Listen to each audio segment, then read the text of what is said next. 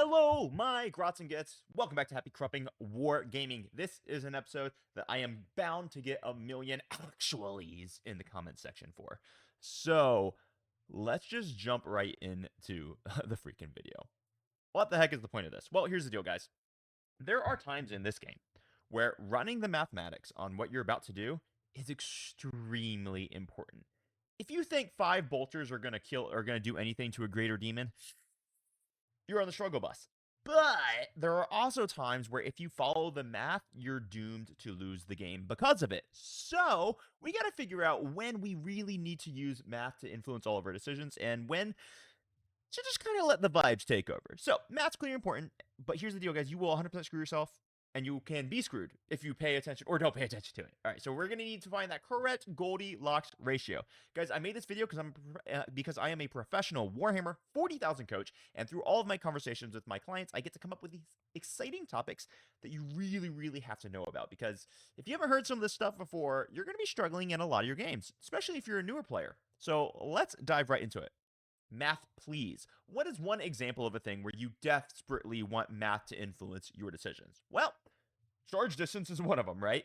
So, if your entire game plan on whether you're going to be successful is, hey, I'm just going to make a 9-inch charge out of deep strike, well, you got to understand that your entire plan is hinging on a 28% success rate, which is really bad.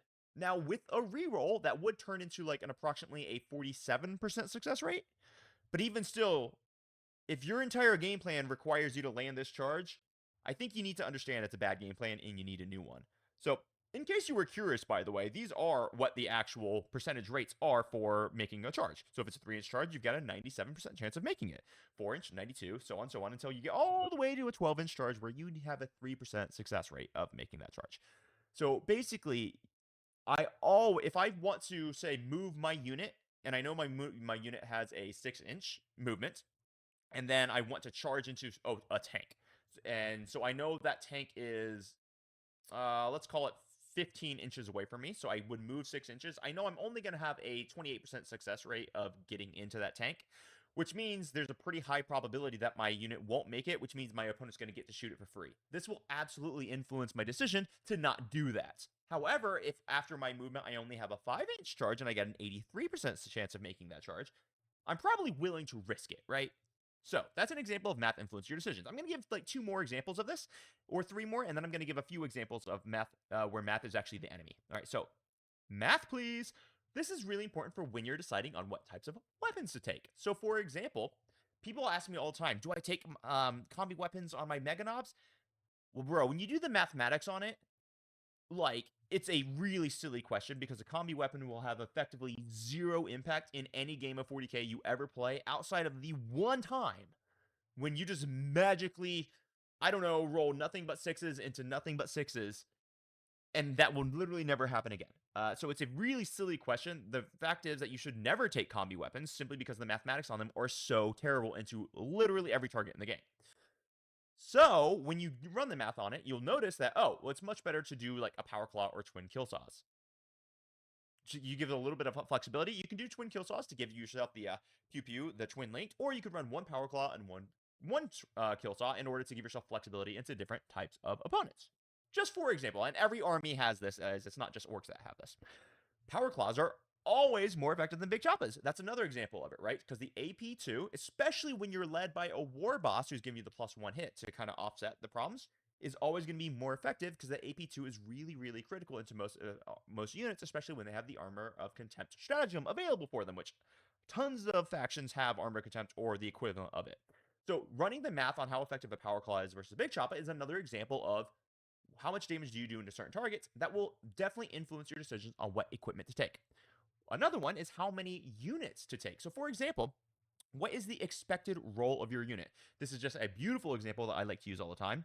It's a unit that I don't really like, but I still find useful. And that's definitely changed as the edition has gone on, because at the beginning of the edition, I thought this unit was dog shit. Now, or trash, excuse me. But now I think it's definitely better as the armies become worse.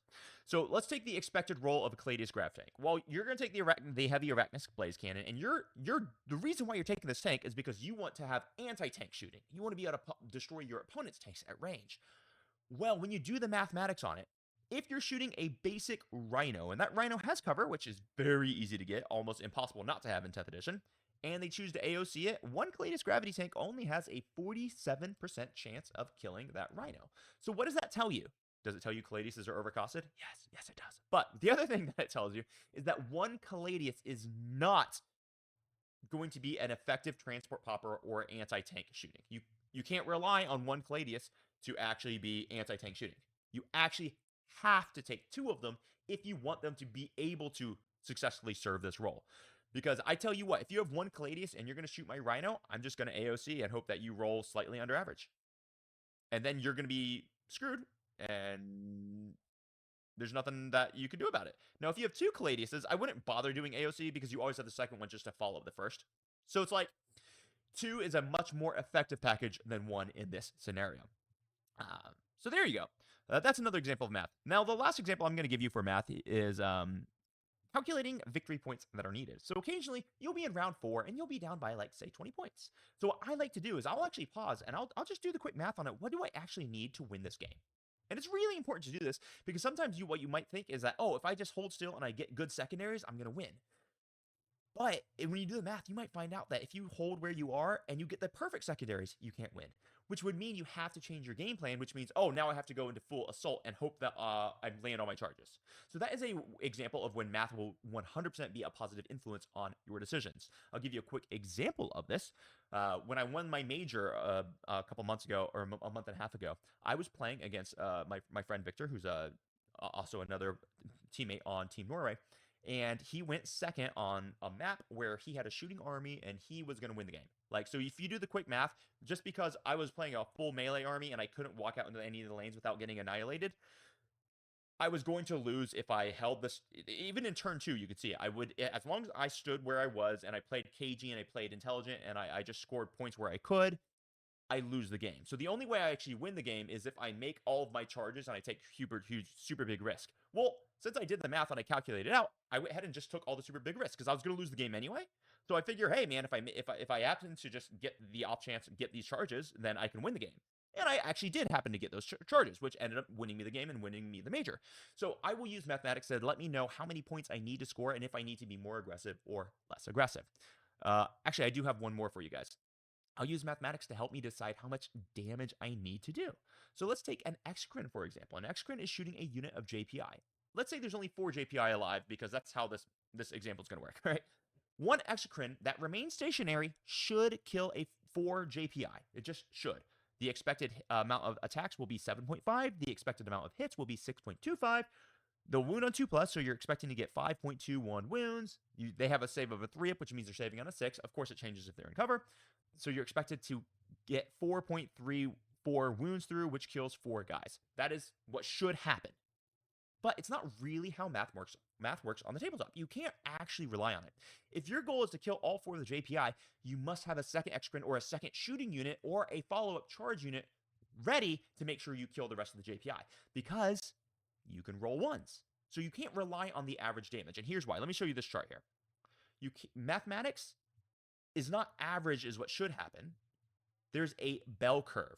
So when you look at this chart, what it shows you is that 19.1% of the time, you're going to be a 0.5 deviation lower or a 0.5 deviation higher. 15% of the time, you'll be an entire point deviation higher or an entire point deviation lower. So the way I look at it is, it's not 50% of the time you're going to roll a 7 on the dice. It's 50% of the time you're going to roll less than 7 on the dice. 50% of the time you're going to roll more than 7 on the dice. It's not 50% of the time you're going to roll 7 on the dice. That is not the way mathematics work, especially in a randomized encounter like Warhammer 40,000. So you have to think about math more in a bell curve distribution. So the way I suggest you do it is I would always expect my unit to do 30% more or less damage than what the average says. If you expect 30% more or less and you plan for that, you're pretty much always going to be okay, except for extremely rare circumstances. You can always roll a 2 on the dice when you're charging for a 3-inch charge. It can happen, right? But you would plan to make a 3-inch charge. I would never plan to make a 7-inch charge, because I know 50% of the time, I'm not making that charge. Does that make sense? So always think about mathematics on that bell curve or the standard normal distribution, and you're going to have much more success. Do not expect the average roll. It will almost never happen. All right, now let's give you a couple examples of times where math can really screw you.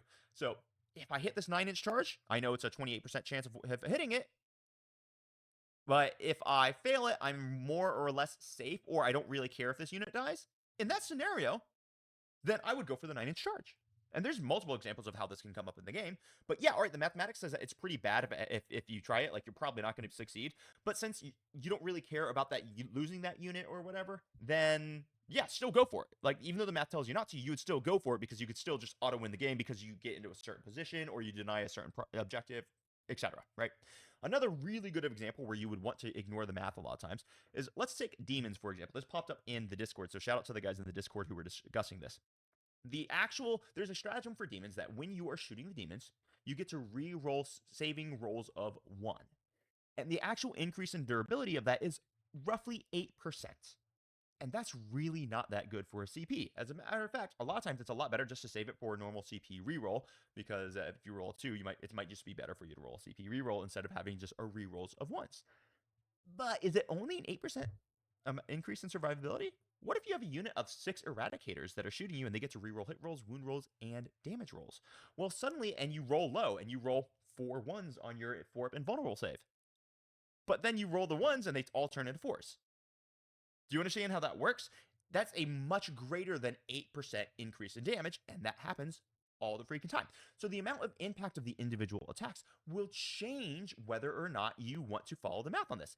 No, an 8% increase in survivability might not be able to save me from the 6 eradicators, but because of the way that dice distribute, and it's not always just averages, using this strat can absolutely save you a lot of times. So that would be an example of when you would not follow the math. So there you go, guys. Essentially, here's the deal. I really like math for all of my pregame stuff. So list building or game plan creating. I love the math. I also really like math for late game stuff. And this is when you're determined how risky you need to play. So it's turn 4, you're down by a certain amount of points. Can you play cagey and pull it out, or do you have to go full send to actually eke out the win? That'll help you inform your decisions. But most of my in-game decisions are not nearly as heavily influenced by actual math.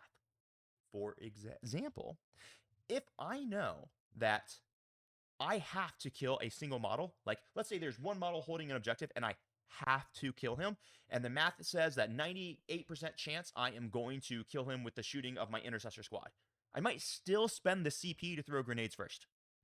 I might still throw the CP to throw grenades first because I can't risk that 2% chance. So it's not that the math is telling me I need to spend the CP because I got a 98% chance of just killing with my bolter shots. Could say it's aggression. Who cares? But the math does. But when I ignore that math and I just spend the CP, I guarantee I'm going to score those points or deny my opponent points. So there's lots of examples where you just really kind of need to push the math to the side. I'll tell you that I've got a teammate who's exceptionally skilled at Warhammer, and I have seen him lose games because they are expecting the averages. Never expect averages. My rule of thumb is I always expect 30% better or 30% less. And that is how I make most of my decisions in game. And I hope this helps you a lot.